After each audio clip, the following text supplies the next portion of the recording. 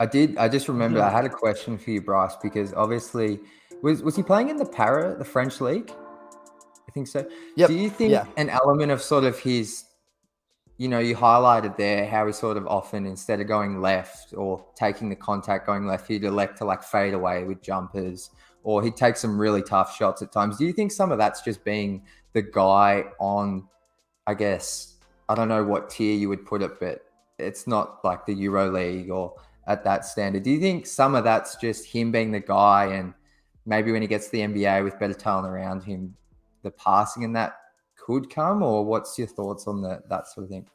Well, yeah, I mean, I think his team strategically put him with Mets 92 so he could have that role. Because if you go watch his film from 2 years ago, obviously he's a year younger, but it's a little different. If you ever listen to people talk about James Najee, so he's a guy that in this draft that will get a lot of Jalen Duren comparisons, and he's playing and he like gets 8-9 minutes a night because of the league he's playing in, and he has all these better guys playing above him. So over there in Europe, sometimes this is what happens. They specifically put Victor with Mets 92 so he could be the guy. With that said, he still was very unselfish. He didn't force things. He let the game come to him. I was really impressed just overall with how he played. But yeah, I think they definitely put him there so he could kind of. I mean, he shoots the one-legged three and stuff like that. Like they put him there so he could experiment with things and grow his game. Do we buy the one-legged shot, or do you think that's just like him just going like, I can't swear on, I shouldn't swear on here, but he's just going like, I'm just going to show off here, like, because that's a Uh, tough shot. Like drifting forward, I know he's like an extremely Ridiculously talented tough player, but shot. like, how does that ever become a efficient shot? Maybe my he's the guess, guy to do it. nah, I mean my guess is it's just like we'll see it in the shot clock. He'll make it. It'll become some internet, celebrity, shot or whatever. And um, yeah, you better be pretty efficient with it if you're gonna start pulling that out. I don't know why he needs it. I guess that's my thing. Why does he need Yeah. it? Like he can just he shoots above everybody anyway. So Right.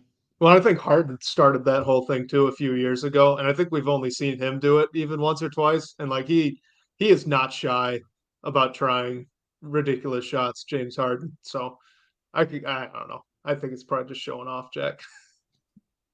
Same. But if there's one guy that probably could bring that into the league and make it a shot, it could be him. We do have one question lined up here, and we can get back to the Wemby stuff after, but I just wanted to shout out Pistons Turkey. Camille here says, sorry, I'll just let it. Do you think we have a shooting problem in a scenario where we select Wemby? Can we solve it? Yeah. Do you think we have a shooting problem if we select Wemby? And then I think basically it's just saying if we bring in Jordan Hawkins, could that help with some of the shooting? Well, one, I don't think they're going to land Jordan Hawkins. I don't know what the scenario is to get another first round pick to land Hawkins. Like it sounds like Hawkins is a borderline lottery pick at this point. I don't think there's spacing issues with Wimby. You play Wimby at the 4. I mean, so in that scenario, you're probably starting Cade, Ivy, Boyan, Wimby, and Duran. I think your spacing is fine. I mean, I believe Cade's going to be a much better 3-point shooter coming back from fixing his injury. Boyan, obviously, we know how he spaces the floor. Ivy shoots it well enough. And again, Wimby, I think, is going to be a mid-30s 3-point shooter, in his rookie season. So, no, I think it's going to be okay. I wouldn't be overly concerned about that.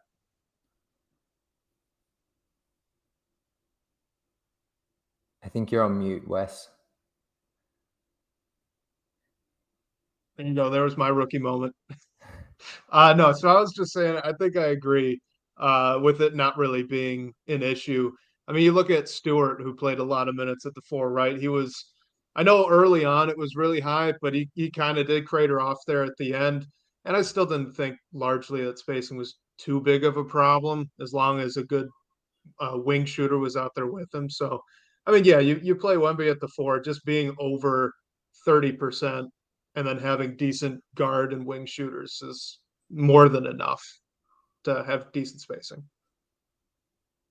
Yeah, for sure. I guess I'll be interested to see, like, if, Bryce touched on before, if Wemby or Wembenyama's getting the ball in the mid post area, how do teams sort of defend Cade off ball, Jaden off ball?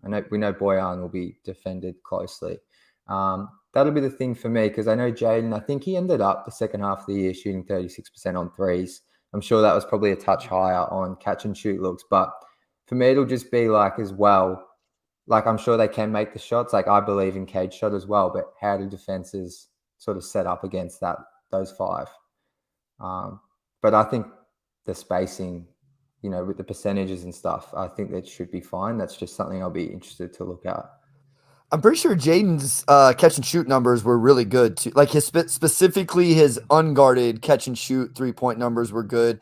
Again, I would expect Cade to be there. I know you're talking about with Wemby having the ball in his hands, but Wemby's 3-point shooting numbers are way better synergy wise on open catch and shoot opportunities. I know everybody's are, but like, you know what I'm saying? Like, these guys are all okay if they're, taking off the dribble jumpers, maybe you're not super confident, but if they're just in the corner on the wing at the top of the key spacing the floor, I even think I buy into Jaden Ivey in that situation. And all he has to do is shoot it well enough that teams close out, and then we know what he can do after that. And it's the same thing with Cade. So I don't think those guys are guys where you're just like, nah, we're not going to guard him. We'll go double and not even rotate to him. So, I'll also say this.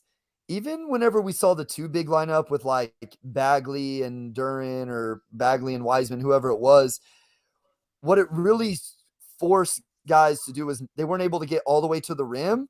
But Ivy and Cade are so good in the mid range. I'm not sure that for stretches of a game that necessarily matters. Like you don't want that the whole game, but for stretches, I don't think it's that big of a deal. Yeah, I agree. And I think I just add too, like, with Ivy specifically, guys that athletic, you can't necessarily sag off so much. I mean, we saw it really with Hami, right? He didn't shoot a three for, I think, a 2 month stretch, but you still didn't have teams sitting in the paint when they're off ball and when Hami was off ball. That's because if he got the ball and you even took a step towards him, he's going right around you. He's that type of athlete. So you do kind of have to stay around just so that you can play defense if he does get it.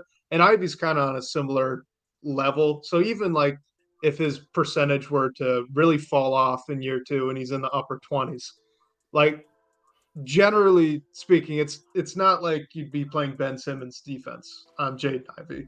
So it wouldn't break the back, I think, in my opinion, especially like you were saying with the mid range being an asset.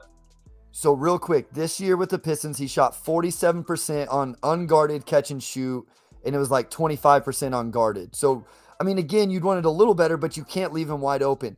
If you go back to his sophomore year at Purdue, he shot 41% on unguarded, 33% unguarded. So, like, there's a track record now of him shooting, good enough.